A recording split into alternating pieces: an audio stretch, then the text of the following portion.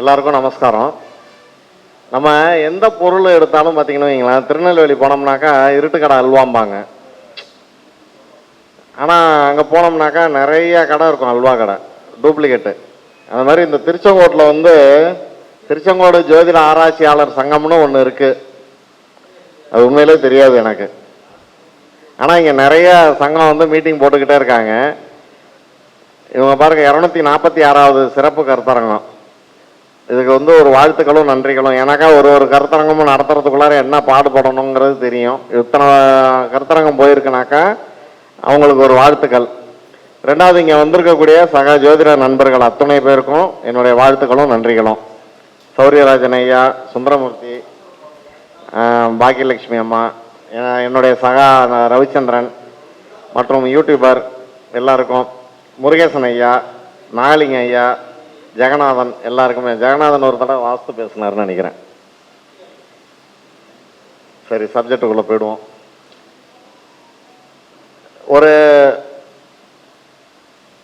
ஒரு இடத்துக்கு போறோம்னு வச்சுங்களேன், ஒரு ஜாதகம் நம்ம பார்க்குறோம். ஒருவருடைய குலத்தொழில் அவங்ககிட்ட இருக்குமா இருக்காதா அப்படிங்கிறதுக்கு ஒரு ஆய்வு. எந்த ஜாதகம் எடுத்தாலும் சரிங்க, 4, 5, 9, 10 தொடர்பு ஏற்பட்டதுன்னு வைங்களேன், அவன் எவ்வளவு அமெரிக்காவுக்கு போயிருந்தாலும் சரி, எங்க போய் வேலை பார்த்தாலும் சரி, தன்னுடைய தகப்பன் பாட்டன் செய்த தொழிலெலாம் நாட்டம் இருக்கும்.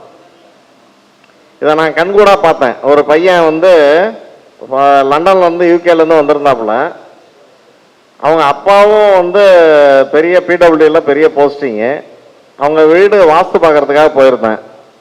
போனோடனே அங்கே பார்த்தா ஒரு சின்ன மர ஜாமான்லாம் நிறைய டிசைனில் செஞ்சு வச்சுருந்தாங்க. எனக்கு ரொம்ப ஆச்சரியமாக இருந்தது. இது பார்த்தா பின்னாடி அந்த கிரைண்டிங்கு எல்லாமே இருந்துச்சு. இது என்ன இது லேட்டஸ்டாக இருக்குது அப்படின்னு சொல்கிறப்ப, இல்லைங்க அவன் சொன்னாப்புல, இல்லை குருஜி நான் தான் செஞ்சேன் அப்படின்னு. அப்போ தான் பார்க்குறேன். பார்த்துட்டு அப்புறம் 10ஆம் இடம் தொடர்பாகுது அப்படின்னு. சரி, அப்போ அவன் பாட்டம் வந்து ஆசாரி வேலை செஞ்சாரா அப்படின்னாக்கா கோயில் வேலை செஞ்சாரான்னு கேட்டேன். ஏன்னா 5ஆம் இடம் அதிபதி 5 குடையவன் போய் 10ஓட தொடர்பானதுன்னா அவங்க கோயில் கட்டியிருப்பாங்க, அல்லது கோயில் சார்ந்தவங்க அப்படின்னு பேர். அவங்க அப்பாவும் அந்த வேலை செய்கிறாரு, அந்த பையனும் அந்த வேலை செய்கிறான். எப்போ சம்பாதிச்சுட்டு லண்டன்லேருந்து வந்தாலும் அந்த கேப்பில் செய்கிறான். அப்போ ஒரு வீட்டில் நம்ம எடுத்து பார்த்தோம்னு வைங்களேன், ஒரு குறிப்பிட்ட நட்சத்திரங்கள் மட்டுமே சுற்றி வரும், மாற்று நட்சத்திரங்கள் வரவே வராது. சாதாரணமாக வந்து ரேவதியிலே ஆரம்பிப்போம். ரேவதின்னு இருக்காங்கன்னு வச்சுங்க அந்த வீட்டில்.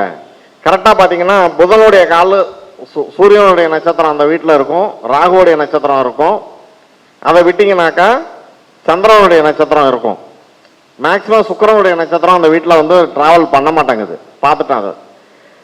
இது எதுக்கு இதை சொல்ல வரேன் அப்படின்னாக்கா, பிரசன்னத்தை பொறுத்தவரையில் பிரசன்னத்துக்கு நாங்கள் வரோம் அப்படின்னம்னாக்கா, இப்போ நம்மள்ட்ட ஒருத்தவங்க வராங்க, வந்து ஜாதகம் பார்க்க வராங்க அப்படின்னு வச்சுங்க. அவன் எதுக்காக வந்திருக்கான் அப்படின்னா, எந்த ஜோசியக்காரவங்களா இருந்தாலும் ஒரு நிமிஷம் குழப்பம், கன்ஃபியூஸ் பண்ணி தான் தெளிய விடும். இந்த ஸ்புடகணிதம்னு ஒன்று இருக்கும்.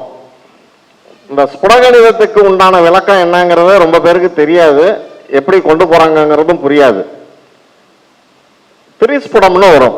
திரிஸ்புடங்கிறது திருதியை நட்சத்திர திதியை கொண்டு உருவாக்கப்படக்கூடிய அந்த பலன் அப்படின்னு. அந்த திதி பலன் எனக்கு அவ்வளோ புரியாது, இந்த ஸ்புடத்தை மட்டும் சொல்றேன். இதுக்கு லக்ன ஸ்புடம், லக்னத்துக்கு உண்டான டிகிரி, சந்திரனுக்கு உண்டான டிகிரி, மாந்திக்கு உண்டான டிகிரி, இதை கூட்டி 360ல கழிச்சு எத்தனை டிகிரி வருதோ அது எந்த நட்சத்திரத்தில் வீழுதுன்னு பாருங்க. ஒன்று ஜாதகம் பார்க்க வந்தவங்க அந்த நட்சத்திரமா இருக்கும். நல்லா நோட் பண்ணீங்க. பிரசன்னத்தில் ஜாதகம் பார்க்க வந்தவங்க அந்த நட்சத்திரமா இருக்கும், அல்லனா அந்த நட்சத்திரத்தால அந்த வீட்டுக்கு பிரச்சனை இருக்கும். இது மிகப்பெரிய ஒரு விஷயம். ரெண்டாவது, அதே மாதிரி கோயில் தேவ பிரசன்னத்துக்கு போறோம்னு வைங்களேன், அங்க பஞ்சஸ்புடம் வேலை செய்யணும். இப்போ ஒரு சாமியை ஒரு பேர்ல கொண்டு வராங்கன்னு வச்சுங்களேன், அம்பாள் சுவாமி வந்ததுனாக்கா முருகன், பிள்ளையாரு, சண்டிகேஸ்வரர் 5 சாமி தான் வெளில வரும். அந்த பஞ்சஸ்புடங்கிறது பயங்கரமா வேலை செய்யும். அந்த பஞ்சஸ்புடம் எந்த வீட்டில் விழுந்து எந்த இடத்த தொடுதோ அந்த பாதிப்பு நம்ம சொல்லலாம். இது வந்து எல்லாருமே வந்து ஜோதிடர்கள் எல்லாருமே இதை கற்றுக்கணும். இது ஏன்னாக்கா இது ரொம்ப முக்கியமான கருத்து ஒன்று. இதுக்கு அடுத்தது பார்த்தீங்கன்னாக்கா நம்மளுடைய குலதெய்வம். குலதெய்வத்தை பற்றி தான் நான் ரொம்ப சிறப்பாக எடுப்பேன். இங்கே படிக்கிறவங்க அவங்களுடைய ரூல் வேற, என்னுடைய ரூல் வேற. யாரும் தப்பாக எடுத்துக்க கூடாது. ஏன்னாக்கா ஸ்தான பலனே வேற மாதிரி சொல்லுவாங்க. இங்கே பாவகம்னு சொன்னாக்கா அந்த வீட்டு அதிபதியை சொல்லுவாங்க. நான் பாவகம்னா லக்ன பாவம்னாக்கா சூரியனை தான் எடுப்பேன். அந்த நெருப்பு ராசின்னு வருவப்ப பாருங்க, சூரியன் உச்சமடையும், ஆட்சியாகவும், ஸ்தான பலம் வாங்கும். தனுசுல உண்மைதானே ஐயா? ஸ்தான பலம் வாங்கும். அப்ப அந்த ஸ்தான பலம் வாங்கும்போது 9 கூட போய் லக்னத்துல தொடர்பானதுன்னு வச்சுங்களேன், அப்பாவும் பிள்ளையும் பிரிஞ்சுதான் இருப்பாங்க. 9 கூட லக்னத்துல தொடர்பானா தகப்பனும் பிள்ளையும் பிரிஞ்சிருப்பாங்க. 3 குடையவனுக்கு நேரு 7ஆம் இடத்த அதிபதி 12க்கு போயிட்டு வைங்க, தாயாருக்கு 2வது கணவருக்கு பிறந்த பையன் அப்படின்னு எடுக்கணும். அல்லது அந்த குடும்பத்துல இருதார தோஷம் உண்டு அப்படின்னு எடுக்கணும். இப்ப நாங்க குலதெய்வத்துக்கு வராங்க, ஒருத்தவங்க வராங்க அப்படின்னாக்கா அவங்களுக்கு குலம் கோத்திரம் தெரியாது. ஒரு பிராமணர் அவர் வந்து பேசுறாரு, எந்த மேடையில வந்து வேணாலும் நான் ப்ரூவ் பண்றேன்னு சொல்லி. ஏன்னா அவரும் அவருடைய சிஸ்டரும் வந்து சின்ன குழந்தையில அப்பா அம்மா 2 பேரையும் தெரியாது. ஆனா இப்ப வந்து நான் சொல்லி அவங்க வந்து தன்னுடைய சித்தப்பா பங்காளிங்க எல்லாருமே பார்த்து அவங்க அப்பா அம்மா போட்டோ வாங்கி ப்ரூவ் பண்ணிட்டாரு குலதெய்வம் எல்லாமே. எல்லாம் ஞாபகம் வச்சுங்க. ஒரு லக்னம் விழுந்து 4ஆம் இடம் குலதெய்வம், 5ஆம் இடம் அவனுடைய பூர்வ புண்ணியம், அவனுடைய வம்சம். சூரியன் விழுந்ததுனாக்கா நல்லா திரும்ப சொல்றேன், சப்த ரிஷி வருது பார்த்தீங்களா? சப்த ரிஷிக்கு சப்த கன்னியர், சப்த கன்னியர் மட்டுமே குலதெய்வமா வரும். ஆனா அந்த கன்னியர் குலதெய்வம்னு சொல்றது கிடையாது கிடையாது. இப்ப சாமுண்டி அப்படின்னா காளி. அந்த காளியோடைய சொரூபம் நிறைய வகையில் இருக்குது. பாத்தீங்கன்னா செல்லாண்டிம்பாங்க, புவனேஸ்வரிம்பாங்க, ஏரியாவுக்கு தகுந்த மாதிரி பேர் மாறிக்கிட்டே இருக்கும். இப்ப அந்த காளி தெய்வமா வருதுன்னா நம்ம என்ன பண்ணுவோம்னா, ஜோசியக்காரவங்க ஈஸியா மைண்டுக்கு போறது பாத்தீங்கன்னா செவ்வாயை கொண்டு போய் எடுப்போம். தனித்த சுக்கிரன் மட்டுமே. ஒரு வீட்டுல வந்து ஒரு 4 குழந்தைங்க இருக்கு, ஆண் வாரிசு இருக்குன்னு வச்சுங்க. ஏன்னா நம்ம பையன் சொல்லுவான், எனக்கு எப்ப பார்த்தாலும் குலதெய்வம் எனக்கு வீடியோ பேசவே இல்லாமா, அது ஒரு குறை அவனுக்கு. இதுல என்னன்னு கேட்டீங்கன்னாக்கா, இப்ப செவ்வாய் வந்துட்டுனாக்கா காளின்னு போய் எடுத்துருவோம். செவ்வாயின்னு 4ஆம் இடம் செவ்வாய் வந்துட்டதுன்னா வனாந்தரம் அல்லது பாறைக்கு இந்த மாதிரி உள்ள இடத்துல காவல் தெய்வம் தான் வரும், காளி வராது.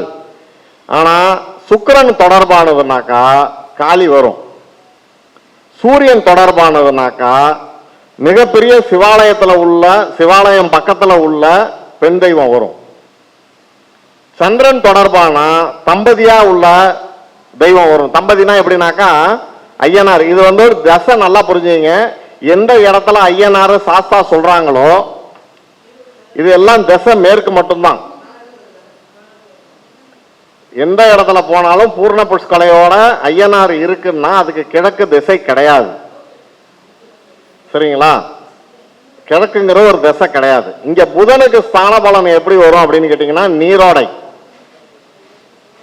கன்னி வீட்டுல போய் சந்திரன் நிக்குதுன்னு வச்சுங்களேன், தண்ணி கடல் உப்பு தண்ணி, புதன் வீடு.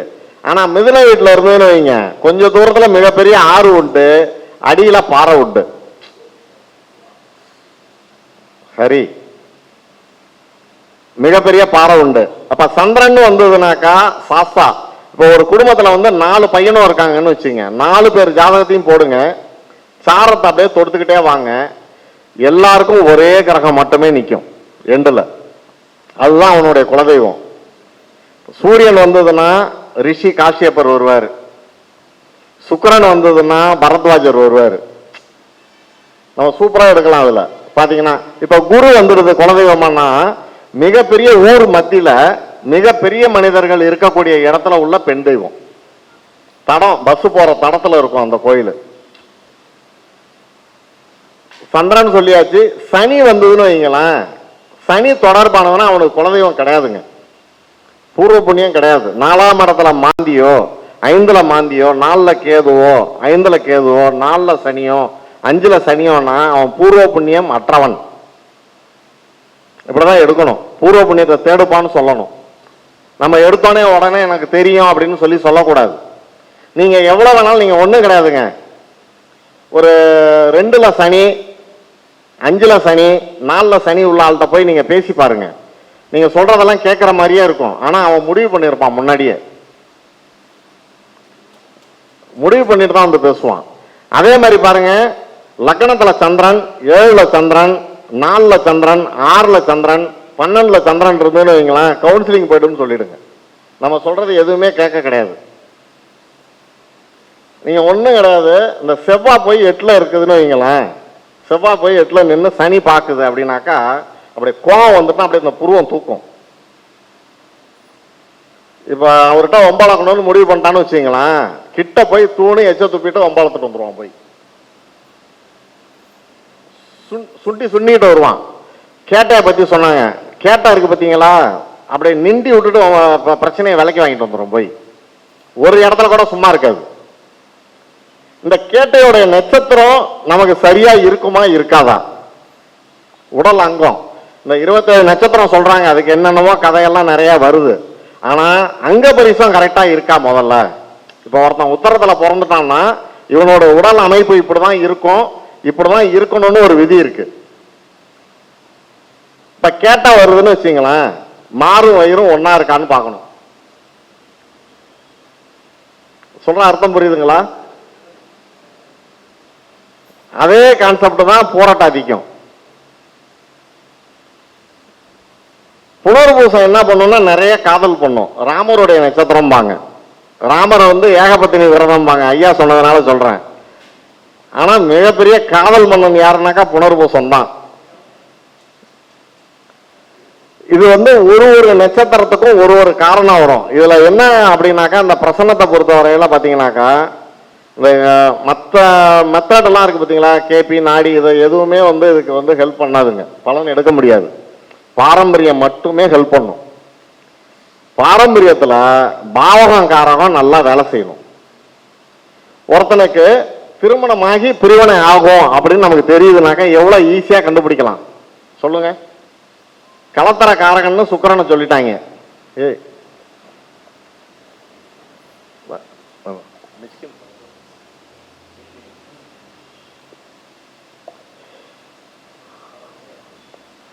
இப்ப லக்னத்துக்கு 7ல போய் சுக்கிரன், தனித்த சுக்கிரன் நிக்க கூடாது.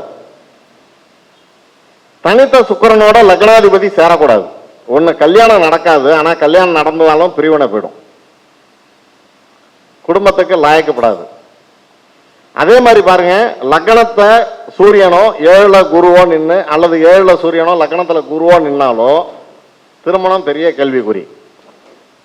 லக்னத்துல குரு, தனித்த குரு நின்னாலும், 7ஆம் இடத்துல தனித்த குரு நின்னாலும் பிரச்சனை. நான் பார்த்த வகையில பாத்தீங்கன்னா, இப்ப வர்றது எல்லாமே பிரச்சனை எப்படி தெரியுங்களா? பொண்ணுங்க இருக்குன்னு வச்சுங்களேன், பெப்ப ஆயப்பன் எல்லாத்தையும் மூட்டை கட்டி கொண்டு போய் வச்சிடணும். நல்ல ஸ்டேட்டஸ் இருக்கணும், வசதி இருக்கணும், கை நிறைய சம்பளம், பையன் வெளிநாடு அந்த மாதிரி நல்ல வேலையில இருக்கணும், கூட யாரும் அக்கா தங்கச்சி யாரும் பிறந்திருக்க கூடாது, அப்பா அம்மா ஏன் என்னன்னு கேள்வி கேட்க கூடாது. புரியுதுங்களா? எல்லாத்தையும் அறுத்து விட்டுட்டு வந்தாக்கா அவங்க கல்யாணம் பண்ண ரெடியா இருப்பாங்க. யாரு விடுவா? ஆனா போவானுங்க. எப்படி தெரியுங்களா? 7ஆம் அதிபதி நவாம்சத்துல போய் அவன் லக்னத்துல மனை ஏறிட்டுன்னு வச்சுங்க, அவன் போயிடுவான், வாழை பிடிச்சிட்டு போயிடுவான். 3 கூட அவன் கெட்டுட்டான்னு வைங்க, அவனும் போவான் பின்னாடியே.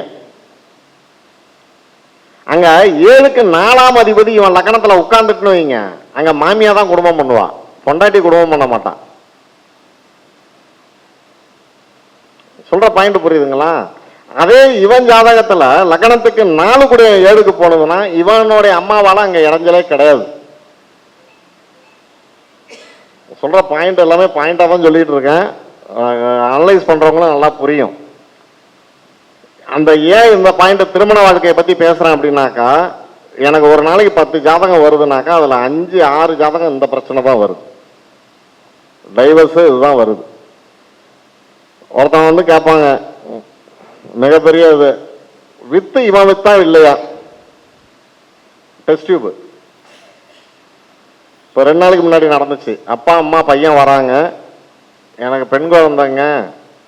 நான் கேட்டேன், கல்யாணம் ஆச்சா? ஆச்சு. பொண்டாட்டி அவள் வீட்டில் இருக்காளா? இருக்கா. பொம்பளை பிள்ளை இருக்கா? இருக்கு. பிள்ளையே ஒன்றுது இல்லையப்பான்ட்டேன். அதுதாங்க எனக்கும் தெரியலன்னா. அப்புறம் அவங்க எல்லாம் அனுப்பிட்டு இந்த பையனை தனியாக கூப்பிட்டு வச்சு பேசினதுக்கு அப்புறம் தெரியுது 2 பேருக்குள்ள தாம்பத்தியமே நடக்கலை. நான் கேட்டேன், யாருங்க? ஜோசியக்காரன் மேலே குறை சொல்லாதீங்க, தயவுசெய்து சொல்லாதீங்க. ஏன்னாக்கா நீங்கள் என்ன பண்ணுவீங்கன்னா, இந்த பையனை பார்த்துட்டேங்க, இந்த பொண்ணை பார்த்துட்டேங்க, இதுக்கு தேதி குறித்து கொடுங்கன்னு தான் போய் நிற்பீங்களே தவிர பின் வாழ்க்கை எப்படி இருக்குன்னு நீங்கள் கேட்க மாட்டீங்க. அதுக்கு நீ 1000 2000 கொடுத்து நல்ல இடத்துல பார்த்தா பரவாயில்ல, 50 ரூபாய்க்கு கொடுத்து பார்த்தீங்கன்னா இப்படி தான் இருக்கும் பலன் அப்படின்ட்டேன். எதுக்காகனாக்கா இந்த திருமண வாழ்க்கை, திருமண பொருத்தம், முதல்ல தாம்பத்தியம், அதுக்கு பாருங்க, அதுக்கப்புறம் புத்திர பாக்கியம் பாருங்க, அதுக்கப்புறத்துக்கு பாக்கியத்தை பாருங்க. எடுத்தோடனே நீங்க கொண்டு போய் பையன் அழகா இருக்கானா, அஜித் மாதிரி இருக்கானா, பொண்ணு திரிஷா மாதிரி இருக்கானாக்கா ஒன்றும் ஆகாது. நிறைய கேஸ், நிறைய விஷயத்துல பயங்கர பிரச்சனை. இதுக்கு அடுத்த பிரச்சனை என்ன வருது தெரியுங்களா? இப்ப ரீசெண்டா உள்ளது, நிறைய எனக்கு அவன் சூனியம் வச்சுட்டாங்க, என் பையனை வளைச்சு போட மந்திரம் பண்ணிட்டாங்கிறாங்க. நான் சொன்னேன், அப்படிப்பட்ட மன்மதனைய பத்து வச்சுட்ட நீன்னு அப்படின்னு. ஆனா போமா, சூனியமும் இல்லை ஒன்றும் இல்லை, நீ போமா, கிளம்பி போமா. ஆனா அவங்க புத்தி கேட்காது. எங்கேயாவது கொண்டு போய் எங்கேயாவது காசை விடணும், விட்டுட்டு வரணும் நம்மள்ட்ட. இதுதான் கதை. இது ஒரு விஷயம். இன்னொன்று வந்து பார்த்தீங்கன்னாக்கா ஆயுள் பாகம், ஒருத்தனுடைய ஆயுள் பாகம் நிர்ணயம் பேசும்போது நம்ம என்ன பண்ணுவோம், பொருத்தம் பார்க்கும்பொழுது மனைவியோடைய 8ஆம் இடத்தையும் கணவனுடைய 8ஆம் இடத்தையும் பார்ப்போம் இல்லைங்களா?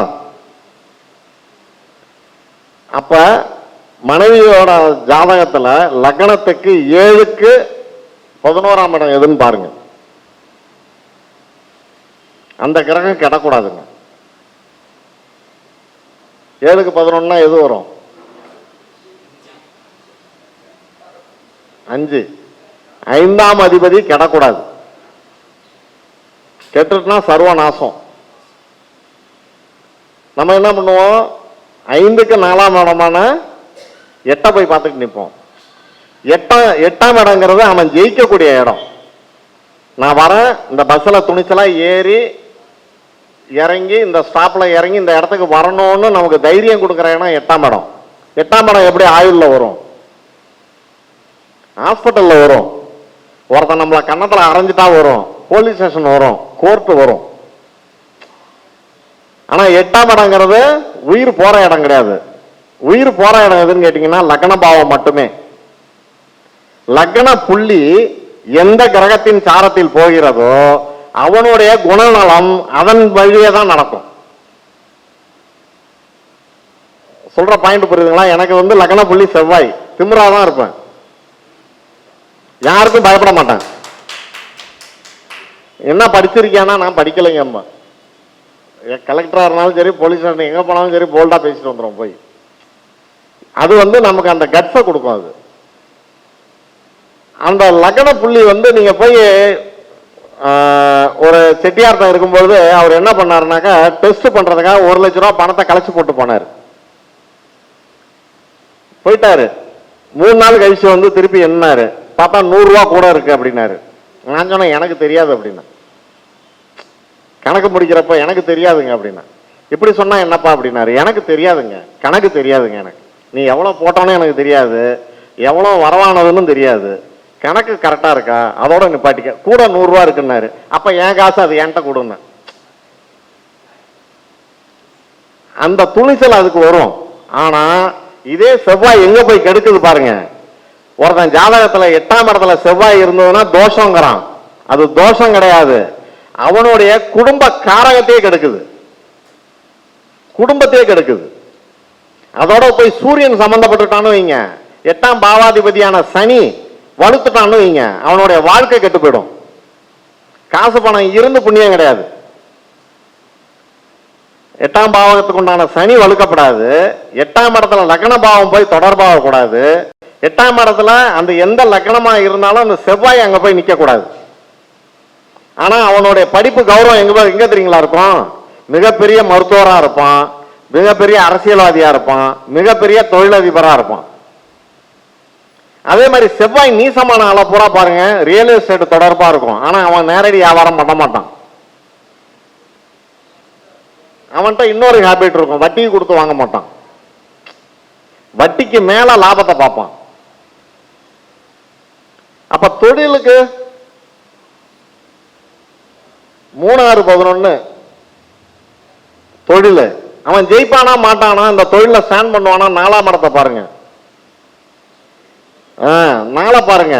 4ஆம் இடத்துல போய் 4 பொண்ணோல வச்சுட்டு வேலை பார்ப்பானா, வேலை வாங்குவானா, இவன் வேலை செய்வானாங்கிறது தெரிஞ்சிடும். 10ஆம் இடத்துல தொழிலை பண்ணி மேல சொத்து வாங்குவானா மாட்டானா? 2ஆம் இடம் எப்படி தொடுத்திருக்காங்க பாருங்க. ஒரு பாவகத்துக்கும் ஒரு பாவகம் முதலீடு. 2க்கு குரு, 10க்கு சனி. இந்த குரு சனி சேர்ந்துட்டுனா குடிகாரன். அவன் அன்னைக்கு பூரா வேலை பார்ப்பான், நைட்டு கொஞ்சம் சரக்கு போட்டாதான் தூக்கம். அப்ப 4ஆம் இடத்தை கொண்டு போய் வச்சுட்டாங்களடா. ஏன்டா 4ல கொண்டு போய் சந்திரனை வச்சான்? 4ல கொண்டு போய் ஏன் அம்மா அம்மான்னு சொல்றாங்க? அப்ப 4ஆம் இடம்னா என்ன செய்யும்? தாய போல புள்ள நூலை போல சேலம்பாங்க ஒரு வார்த்தை. அப்ப எல்லா அம்மாவும் அப்படிதான் இருப்பாங்களா? அதுதான் தப்பு. அவனுக்கு எந்த மரபியல் நோய் வருதுங்கிறத 4ஆம் இடத்தை கொண்டு கண்டுபிடிச்சிடலாம். கேது எந்த பாவகத்துல தொடர்பானாலும் சரிங்க, எந்த கிரகத்தோட தொடர்பாகுதோ அந்த காரகத்தை கொண்டு போய் மைண்ட் பண்ணி கேளுங்க. உங்க பாட்டனுக்கு கிட்னியை போச்சான்னு கேளுங்க, ஆமாம்பா. சந்திரன் கேது இணைவா இருந்ததுன்னு வைங்க, வயசான காலத்துல பித்து பிடிச்சி செத்தாங்களான்னு கேளுங்க, ஆமாம்பாங்க. செவ்வாய் கேது தொடர்பானதுன்னு வைங்க, தற்கொலை நடந்திருக்கான்னு கேளுங்க, ஆமான்னு வரும். ஆனா சாமானிய பிரசனம், ஒரு டக்குன்னு ஒருத்தவங்க கேள்வி கேட்கறாங்க இந்த நேரத்துல. இப்ப நான் பஸ்ல வரும்போது ஒருத்தர் கேட்கிறாரு, போன் பண்றாரு, மிகப்பெரிய ஆளு போன் பண்றாரு, குருஜி நான் ஒரு முக்கியமான காரியம் அப்படின்னா. நான் சொன்னேன், இப்ப நீ டெல்லியில கிடையாது, தெக்க வந்துட்டேன். எங்க இருக்க? பாம்பேல இருக்கியா ஹைதராபாத்ல இருக்கியான்னா ஹைதராபாத்ல இருக்கேன் அப்படின்ட்டாரு. அடுத்த கேள்வி, வேலை மாற்றமா பேச வந்திருக்கேன், அதான கமிஷனுக்காக பேச வந்திருக்கேன். ஆமாங்க குருஜி, சக்சஸ் ஆகுமா ஆவாதா அப்படின்னாரு. நான் சொன்னேன், இன்னும் 6 நாள் ஆகும் அப்படின்னு. நீங்க மீட் பண்ணிட்டு நீ போயிட்டு தான் திரும்பி வருவ, ஆனா கிடைச்சிரும். இது எப்படி சொல்றது சொல்லுங்க? 10 மணிக்கு என்ன லக்கணம் போயிருக்கும்? நான் லக்கணம் பார்க்கல.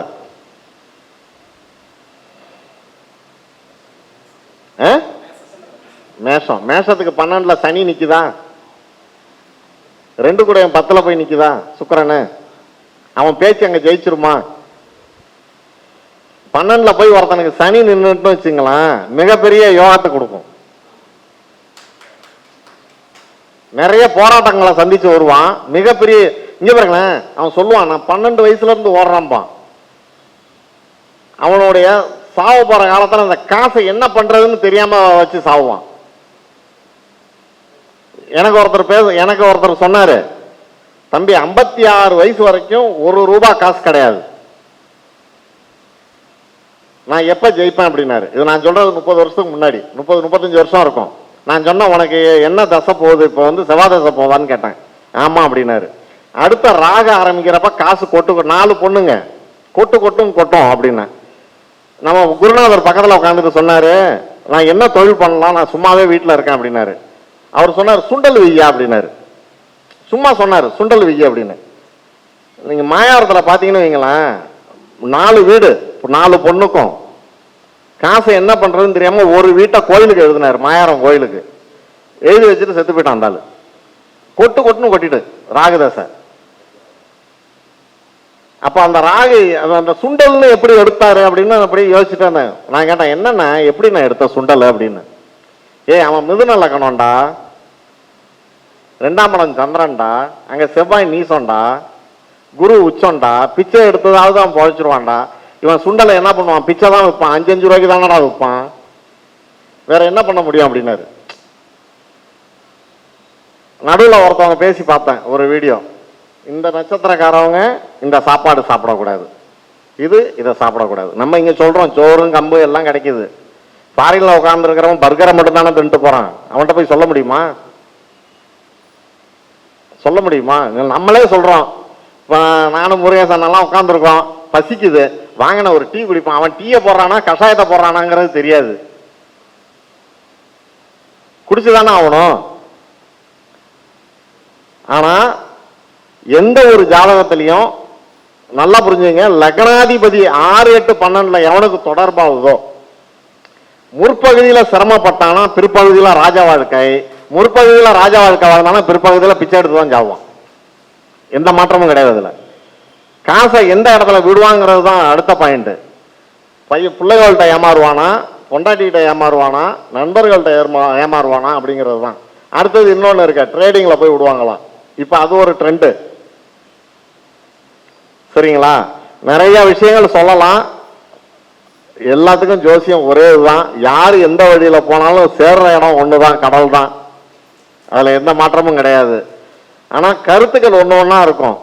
ஐயா சௌராஜன் ஐயா சொல்றாரு, அவருடைய வயசுக்கு ஒரு தகவல் நீங்க போடுறீங்கன்னா அதுக்கு யாராவது மறுப்பு தெரிவிச்சாங்கன்னா, அப்படி இல்லை நான் தப்பா போட்டுட்டேன்னு தயவு செய்து சொல்லாதீங்க. அது உங்களுடைய கருத்து, உங்களுடைய கருத்து. கேபி கண்டுபிடிச்சாரு, கிருஷ்ணமூர்த்தி பத்ததி கண்டுபிடிச்சாரு, ஏத்துக்கலையா? ஏத்துக்கிறவங்க ஏத்துக்கிட்டோங்க. இப்ப நான் சொல்ற கருத்தை ஏத்துக்கிறவங்க எடுத்துக்கிட்டோம், எடுத்துக்காதவங்களை பத்தி நம்ம கவலைப்பட தேவையில்லை. நான் இங்க பாருங்களேன், ஒரு இடத்துக்கு போயிருந்தேன், ஊரெல்லாம் சொல்லக்கூடாது. எதுக்கு வந்து ஜோசியர் கொஞ்சம் 2 கடை தள்ளி அந்தாண்ட ஒரு ஜோசியர், மொத்தம் 3 பேர். நான் போய் முதல்ல ஒரு ஆள்கிட்ட போய் உட்கார்ந்தேன், ஜோசியர்னு சொல்லலை, உட்கார்ந்தேன். அங்கே ஒரு 10 பேர் உட்காந்துருக்காங்க. அவர் என்ன பண்ணுறாரு, அந்த ஒரு பையன் ஒருத்தனை இப்படிங்கிறாரு. அவன் போய் என்ன பண்ணுறான், அந்த கடையும் பார்க்குறான், இந்த கடையும் பார்க்குறான். நான் கேட்டேன், இங்கே வாடா நில்டான்னு. இருந்தாலும் ஜோசியத்தை பார்க்க மாட்டேங்கிறான், 10 பேர் உட்காந்துருக்கோம், அங்கே ஓடி ஓடி என்ன பார்த்துட்டு வைங்க. இல்லை அங்கே எத்தனை பேர் வந்திருக்காங்கன்னு பார்க்க போகிறேன்.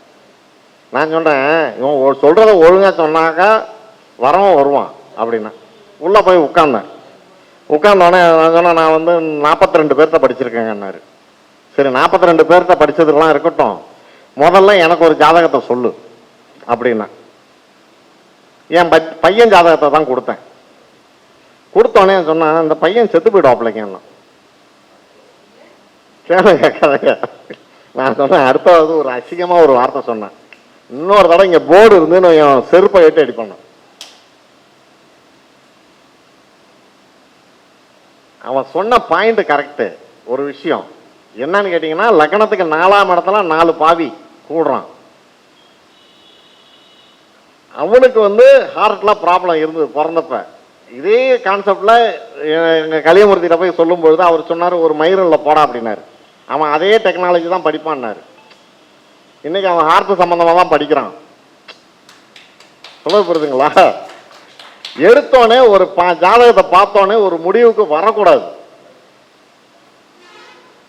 வர்றது தப்பு. ஒரு பழமொழி எங்க பாட்டி தான் சொல்லுவாங்க, ராசிக்கு பிள்ளையாரனாலும் அவளுக்கு அவ தான் அம்மா. நம்ம படிச்ச ஜோசியத்துக்கு நம்ம தான் குரு. சொல்ற பாயிண்ட் புரியுதுங்களா? நம்ம யாருக்காகவும் பயப்படக்கூடாது, பணியக்கூடாது, அந்த கட்ஸ் இருக்கணும். முருகேசன் அவரை எனக்கு எப்படி பிடிக்கும், ஞாபகம் வச்சிருக்காரா என்னன்னு தெரியல, ரொம்ப பேசலை. ஒரு நாள் அப்படிங்க வந்தோடனே அப்படியே பார்த்தாரு. பார்த்துட்டு நீங்கள் என்ன நட்சத்திரம் அப்படின்னாரு. நான் உத்தரம் அப்படின்னேன். யாருக்குமே பணிய மாட்டீங்களேன்னாரு. எனக்கு ரொம்ப பிடிச்சிருந்தது அவரை பேரை வந்து நான் சந்திரசேகரனே மைண்டில் வச்சுருக்கேன், முருகேசன்னு தெரியாது எனக்கு. இவன் மீட்டிங் வந்திருந்தப்போ நான் கேட்டேன், பக்கத்தில் தான், அவர் பேர் என்ன, திருச்செங்கோடுக்காரர், அவர் பேர் என்ன அப்படின்னு. எதுக்கு சொல்கிறேன்னா, இது நடந்து ரொம்ப நாள் ஞாபகம் இருக்கா என்னன்னு தெரியல. எதுக்குன்னா, அந்த ஒரு பாயிண்ட் அடிக்கிறான் பார்த்தீங்களா, நச்சுன்னு, அந்த பாயிண்ட்ல தான் இருக்கு. ஒரு அம்மா வந்து பார்க்குறாங்க என்கிட்ட. பார்க்கும்போது அந்த அம்மா திடகாத்திரமா இருக்குது. நான் சொல்கிறேன், அம்மா 6 மாசத்துல உனக்கு மிகப்பெரிய சர்ஜரி இருக்கு, ஆனால் 6 மாதம் வரைக்கும் விட்டுறாத. விட்டுட்டீங்கன்னா நீ வந்து காப்பாற்ற முடியாது உன்னை. இமிடியட்டாக ஓடி போய் ஃபுல் பாடி ஒரு ஸ்கேன் பார்த்துரு, கரெக்டாக இறப்பைக்கு கீழே கேன்சர் இருக்கு அப்படின்ட்டேன். இது அம்மா கரெக்டாக 1 மாசத்துல போயிடுச்சு. போய் சர்ஜரி எல்லாம் முடிச்சுட்டு அது பையன் கல்யாணத்துக்கு பத்திரிக்கை எடுத்துக்கிட்டு வருது. எனக்கு அடையாளமே தெரியல, ஒல்லியா போச்சு. ஐயா நான் பொழைச்சிருக்கேனா நீங்கள் உங்களால தான் அப்படின்னு. இது இன்னொரு மிராக்கல் பார்த்தீங்கன்னா, அரக்கோணத்தில் ஒரு பையன் அவன் வரான் என்னை பார்க்கறதுக்கு. வந்த உடனே என்ன பண்ணுறான், ஒரு காவி துண்டை கொண்டு வந்து போத்துறான். நான் அடுத்தது கேட்டேன், உங்கள் அப்பா இருக்காரான்னு கேட்டேன். இருக்காரு அப்படின்னா. என் வாய் அப்படிதான், வேற இது கிடையாது, நிற்காது வாயில. இருக்காரு அப்படின்னு சொன்னான். தம்பி ஒரு சொத்து வாங்க போற, உன் குடும்பத்துல இருந்து ஒரு ஆளா அரசியல் பதவிக்கு வர போறாங்க, உன் அப்பனுக்கு கேன்சர் வரும், கேன்சர் ரிசல்ட் வரதுக்குள்ள உங்க அப்பா செத்து போயிடுவாரா, கிளம்புடா, 3 மாசம் டைம், கிளம்புடான்ட்டேன். கரெக்டாங்க சளி பிடிச்சதுக்கு டெஸ்ட்டுக்கு போயிடுச்சு ரிப்போர்ட்டு. அவன் இன்னமும் நான் அரக்கோணம் போனா எனக்கு ரூம் போட்டு கொடுக்கறது அந்த பையன் தான் பண்ணுவான். போய் அந்த ரிப்போர்ட் வர அன்னைக்கு அவருக்கு காரியம் பாசிட்டிவ். குருஜி கொஞ்சம் மாற்றி சொல்லியிருக்கலாம், எனக்கு சொல்ல வல்லையடான்னு. அதே மாதிரி பாருங்க, மிகப்பெரிய அரசியல் பாரம்பரியம் உள்ள ஒரு குடும்பத்து பையன் வராரு. நான் இப்போ ப்ரெஸ்ஸில் வேலை பார்த்துக்கிட்டு இருக்கேன், ஒரு அர்ஜென்ட் வேலைன்னு கட்டிங் மிஷினில் நிற்கிறேன். அவன் என் பின்னாடி வந்து நிற்கிறான். அவன் மூஞ்ச கூட பார்க்கல. பார்த்தோன்னே அவன் அரசியல் சம்பந்தமாக கேள்வி கேட்க வரான். அவன்கிட்ட ஒரு துண்டு பேப்பரில் மார்ச் 1ஆம் தேதிக்கு மேலே உயிரோட இருந்தால் என்னை வந்து பாருன்னு எழுதி கையில் கொடுத்துட்டேன். அந்த மார்ச் 1ஆம் தேதி உன் வீட்டில் ஒரு கர்மாடான்ட்டேன். அந்த மார்ச் 1 அவனுடைய பாட்டி இறக்குதுங்க. அதுக்கப்புறம் அவனுக்கு ரொம்ப நெருக்கம், க்ளோஸு. இப்போ நல்ல பதவியில் இருக்காப்புல. எதுக்குன்னா நமக்கு ஸ்ட்ரெயின் ஆகிற விஷயத்த அப்ளை பண்ணிடுங்க. எதுவாக இருந்தாலும் சரி, யோசிக்காதீங்க, பயப்படாதீங்க. அவன் 50 வைப்பானா, 100 வைப்பானா, 1000 வைப்பான், அவனா அள்ளி கொட்டிட்டு போகணும். சொல்றது புரியுதுங்களா? நம்ம இது ஒரு விஷயம், இந்த ஒரு தொழிலும் ஒரு மாதிரி இருக்கும். ஆனா நம்ம தொழில் இருக்கு பார்த்தீங்களா, அது வேற தொழிலா மாத்திட்டாங்க. எனக்கு சொல்லிக் கொடுக்குறப்பெல்லாம் அவர் சொல்லுவார், ஒரு வித்தைடா பாரு, தொழில் கிடையாது பாரு. இன்னைக்கும் போய் பாருங்க மயிலாடுதுறையில் அவர் பார்த்தீங்கன்னாக்கா வாயை திறந்து காசு கேட்க மாட்டாரு. அவங்க வைக்கிற காசை வாங்கி எடுத்துப்பாரு. 100 பேர் உட்காந்துருப்பாங்க. வாயில என்ன வார்த்தைகளை திட்டுவார் பயங்கரமா. அவரை வைக்கிற காசை எடுத்துப்பாரு. நான் அவர்கிட்ட தான் வந்து இப்படிதான் நடந்துக்கணும் அப்படின்னு. என்னன்னா நமக்கு தெரிஞ்சோ தெரியாமலோ வருது, இந்த தொழில் வந்துருச்சு. ஆனா வந்ததை நியாயமா கரெக்டா செய்யணும் அப்படிங்கிறது என்னுடைய ஆணித்தரமான இது. என்னன்னா இந்த பரிகாரங்கள் மற்ற விஷயங்களுக்கெல்லாம் நான் ரொம்ப எகெயின்ஸ்டான ஆளு. நமக்கு அதுக்கு வந்து போக மாட்டேன். கடப்பாறையை முழுங்கினவன் கஷாயம் குடிச்சா ஆவாது, கிழிச்சி எடுத்தாதான் வெளியில வரும் அப்படிங்கிறது என்னுடைய கான்செப்ட். ஒருத்தன் அடிபடணும்னு முடிவு இருந்தா அடிபட்டு தான் தீர்வான். அதனால வந்து இந்த வாய்ப்பு கொடுத்த அத்தனை பேருக்கும் என்னுடைய நன்றி. சங்கத்துக்கு பேச்சு சிறப்பா இருந்துச்சுங்களா? தனகோடி ஐயா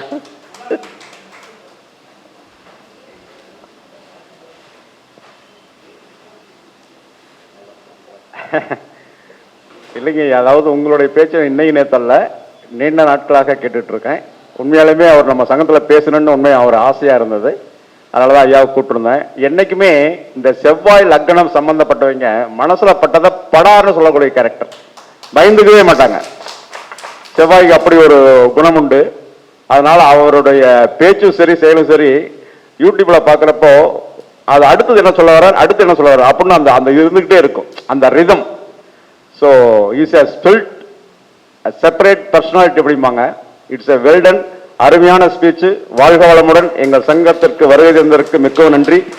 அவருக்கு இந்த பொன்னாடையை அணிந்து கௌரவிக்குமாறு ஐயா அவர்களை, சூரியனா சுந்தர அவர்களை வருக வருகிற வரவேற்று, ஐயா வாங்க. எப்படி வாங்க ஐயா. சார் வாங்க. ஐயா கொடுத்துருக்காரு. வாங்க ஐயா. ஒரு பலத்த கைத்தட்டலுடன்